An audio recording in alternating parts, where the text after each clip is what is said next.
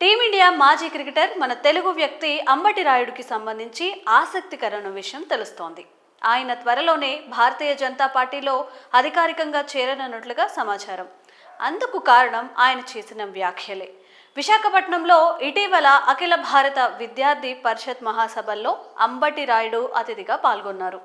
ఈ సభలో బీజేపీకి అనుకూలంగా వ్యాఖ్యలు చేశారు. దేశం కోసం పనిచేసే పార్టీ బీజేపీ ఒక్కటేనంటూ సంచలన కామెంట్స్ చేయడంతో అంబటి త్వరలో ఆ పార్టీలో చేరబోతున్నారనే ప్రచారం జోరుగా కొనసాగుతోంది. అయితే అంబటి రాయుడు గతంలోనే రాజకీయాల్లోకి ఎంట్రీ ఇచ్చిన విషయం తెలిసిందే. 2019లో వైసీపీలో చేరిన రాయుడు ఎన్నికలకు ముందు పార్టీకి రాజీనామా చేసి ఊహించని షాక్ ఇచ్చారు. కొన్ని రోజుల పాటు రాజకీయాలకు దూరంగా ఉంటానని ప్రకటించారు.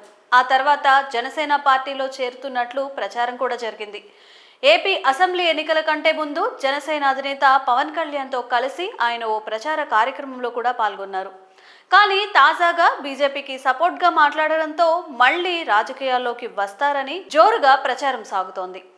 క్రికెటర్గా మంచి గుర్తింపు తెచ్చుకున్న అంబటి రాయుడు పొలిటికల్ ఎంట్రీ విషయంలో మాత్రం ఫుల్ కన్ఫ్యూజన్లో ఉన్నట్టు తెలుస్తోంది. ముందు జనసేన అనుకుంటే వైసీపీలో జాయిన్ అయ్యారు. ఆ తర్వాత వైసీపీ నుంచి బయటకు వచ్చి జనసేనకు దగ్గరయ్యారు. ఇప్పుడు బీజేపీకి దగ్గర అవుతున్నట్లుగా కనిపిస్తోంది. మరి అంబటి రాయుడు బీజేపీలో చేరుతారు అని వస్తున్న వార్తల పిల్లలు కావాలంటే పెళ్లి చేసుకొని కాపురం చేసి కనాలి. కానీ కొంతమంది పెళ్లి చేసుకోకుండా తల్లిదండ్రులు అవుతున్నారు. మరి కొంతమంది అద్దె గర్భం, టెస్ట్ ట్యూబ్ బేబీల వంటి వాటితో కూడా పిల్లల్ని కంటున్నారు. అయితే కొంతమంది తమ జీవిత భాగస్వామికి శృంగార సామర్థ్యం లేక కూడా పిల్లలు కనలేకపోతున్నారు. అలాంటి వారిలో కొందరు పిల్లలను దత్తత తీసుకుంటుంటే మరికొంతమంది అలాగే పిల్లలు లేరే అంటూ కన్నీళ్లు పెట్టుకుంటూ ఉంటారు. అయితే ఇక మగవారిలో శృంగార సామర్థ్యం లేకపోయినా అసలు శృంగారం చేయకుండానే గర్భం దాల్చకుండానే తల్లిదండ్రులు కావచ్చు. పైగా పుట్టబోయే బిడ్డ ఎలా ఉండాలో ముందే మనకు నచ్చినట్లు ఆర్డర్ ఇచ్చి మరీ డిజైన్ చేయించుకోవచ్చు. వింటుంటే ఆశ్చర్యంగా ఉంది కదా, కానీ ఇదంతా త్వరలోనే నిజం కానుంది. కృత్రిమ వీర్యంతో సంతానం పొందే రోజులు దగ్గరలోనే ఉన్నాయి. దీంతో స్వలింగ జంటలు సైతం సంతాన భాగ్యాన్ని పొందేందుకు వీలవుతుంది. ఈ అసాధ్యం వచ్చే 10 ఏళ్లలోగా సుసాధ్యమయ్యే అవకాశాలు కనిపిస్తున్నాయి. మానవ వీర్యాన్ని, అండాలను ప్రయోగశాలలో వృద్ధి చేసే ప్రక్రియకు శాస్త్రవేత్తలు ఇప్పటికే చేరువైనట్లు మానవ ఫలదీకరణ, పిండోత్పత్తి శాస్త్ర బోర్డు గత వారం నిర్వహించిన సమావేశంలో ప్రకటించింది. మానవ ఫలదీకరణ, పిండ శాస్త్రానికి సంబంధించిన చట్టాన్ని ఆధునీకరించేందుకు 2023లో కొన్ని ప్రతిపాదనలు చేసిన హెచ్ఎఫ్ఈఏ ల్యాబ్లో మానవ వీర్యాన్ని, అండాలను వృద్ధి చేయడాన్ని వైజ్ఞానిక రంగం సాధించిన విప్లవాత్మక పురోగతిగా అభివర్ణించింది. నైతికంగా ఇది ఎంతో వివాదాస్పదమైన పురోగతి అయినప్పటికీ దీన్ని వినియోగించుకోవడం వల్ల ఎన్నో లాభాలతో పాటు నష్టాలు కూడా ఉన్నట్లు స్పష్టం చేసింది. ల్యాబ్లో పెంచిన అండాలు, వీర్యం సహాయంతో తల్లిదండ్రులు తమ భవిష్యత్ సంతానాన్ని నచ్చినట్లుగా కస్టమైజ్ చేసుకోవచ్చని తెలిపింది. శాస్త్రవేత్తలు ఇప్పటికే ఈ పద్ధతిలో ఎలుకల నుంచి కొన్ని పిల్లలను, జీవ సంబంధికులైన 2 తల్లిదండ్రుల నుంచి ఓ బిడ్డను ఉత్పత్తి చేశారని హెచ్ఎఫ్ఈఏ వెల్లడించింది. మరి ఈ సరికొత్త ప్రయోగాలపై మీ అభిప్రాయాలను కామెంట్స్ రూపంలో తెలియజేయండి. జీవితం అందరికీ సెకండ్ ఛాన్స్ ఇవ్వదు. అలా ఇస్తే మాత్రం అంతకన్నా అదృష్టవంతులు ఉండరు.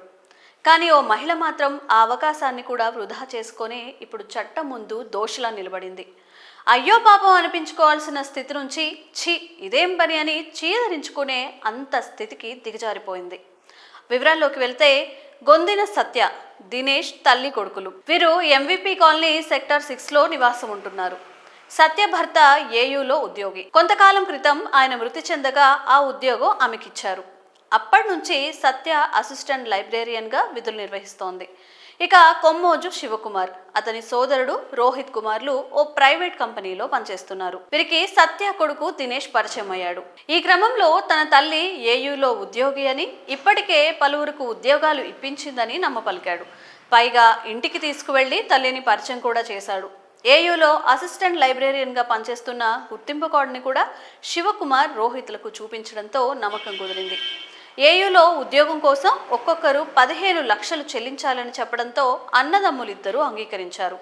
ముందుగా కొంత నగదు ఇస్తామని, ఉద్యోగం వచ్చిన తర్వాత మిగిలిన డబ్బులు చెల్లిస్తామని వారితో ఒప్పందం కుదుర్చుకున్నారు. అలాగే తమ స్నేహితులు రఘు, పృథ్వీ కూడా ఉన్నారని, వారికి కూడా ఉద్యోగాలు ఇప్పించాలని కోరారు. ఈ నేపథ్యంలో ఈ నలుగురు కలిసి 2023 నుంచి దఫాలుగా సత్య దినేష్లకు 32 లక్షలు చెల్లించారు. అయితే కాలం గడుస్తున్నా ఆమె ఉద్యోగాలు ఇప్పించకపోవడంతో అనుమానం వచ్చి ఏయూ లైబ్రరీకి వెళ్లి విచారణ చేశారు. దీంతో అసలు విషయం బయటపడింది. భర్త చనిపోవడంతో సత్యకు ఉద్యోగం వచ్చిందని, అయితే ఆమె గతంలో ఉద్యోగాల పేరుతో మోసం చేస్తుండడంతో సస్పెండ్ అయినట్లు ఏయూ ఉద్యోగులు చెప్పడంతో తాము మోసపోయామని తెలుసుకున్నారు. దీంతో శివకుమార్, రోహిత్లు దినేష్ను నిలదీయగా అతను స్పందించలేదు. ఇక చేసేదేమీ లేక బాధితులు సోమవారం ఎంవీపీ పోలీసులను ఆశ్రయించారు. శివకుమార్ ఇచ్చిన ఫిర్యాదు మేరకు ఎంవీపీ పోలీసులు కేసు నమోదు చేసి తల్లి కొడుకులను అదుపులోకి తీసుకున్నారు. వీరితో పాటు చాలా మంది యువకులను వీరు మోసం చేసి ఉంటారని భావిస్తున్న పోలీసులు ఆ దిశగా కూడా దర్యాప్తు చేస్తున్నారు. ఇంటి పెద్ద చనిపోతే చాలా కుటుంబాలు రోడ్డున పడిపోవడం చూస్తూ ఉంటాం.